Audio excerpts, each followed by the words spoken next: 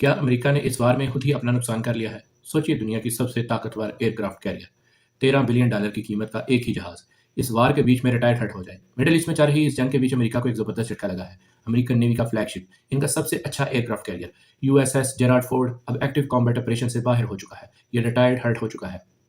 Reports के मुताबिक ये वारशिप अगले 12 से 14 महीने तक अब काम नहीं कर सकती। अब समझिए, यूएसएस जेराल्ड फोर्ड इतना इंपॉर्टेंट क्यों है। USS Gerald Ford US navy का सबसे advance nuclear power aircraft carrier है। इसमें 75 फाइटर जेट डिप्लॉय किए जा सकते हैं।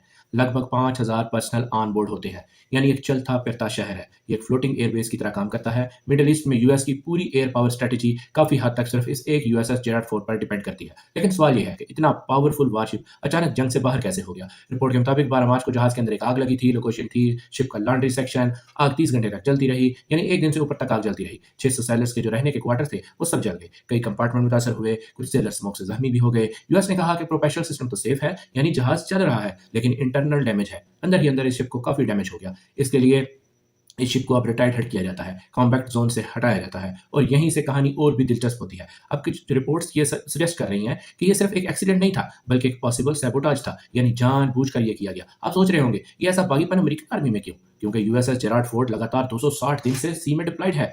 कोई छुट्टी नहीं, कोई संडे नहीं, कुछ नहीं, यानी लगातार combat alerts, missile threats, zero rest, यानी कोई छुट्टी नहीं मिलेगी। क्रू यहाँ पर 19-19 घंटे की शिफ्ट करता रहा, क्योंकि वार की सिचुएशन है। और इतनी एक्सट्रीम कंडीशन में कुछ रिपोर्ट्स अब ये भी कह रही हैं कि सेलर्स एक्सट्रीम फटीग और लो मोराल के शिकार हो चुके हैं। यहाँ तक कि 1 महीना पहले शिप के जो टॉयलेट्स थे, इसमें कपड़े और टी शर्ट डाल डालकर इसे जबरदस्ती चोक कर दिया गया, ताकि शिप नाकाबिल इस्तेमाल हो जाए। और अभी US naval criminal investigation service इस पूरे इंसिडेंट की जांच कर रही है। तो क्या ये आग वाला इंसिडेंट भी एक सैबोटाज था, यानी एक सीरियस इशू बन चुका है। अब इसका इम्पैक्ट बहुत जबरदस्त होने वाला है। जंग में यूएस जेराल्ड फोर्ड यूएस के लिए एक मेजर पावर थी। रिपोर्ट के मुताबिक ईरान के स्ट्राइक्स ने यूएस के सिस्टम पर इतना प्रेशर डाल दिया कि फौज का मोराल ब्रेकडाउन हो रहा है।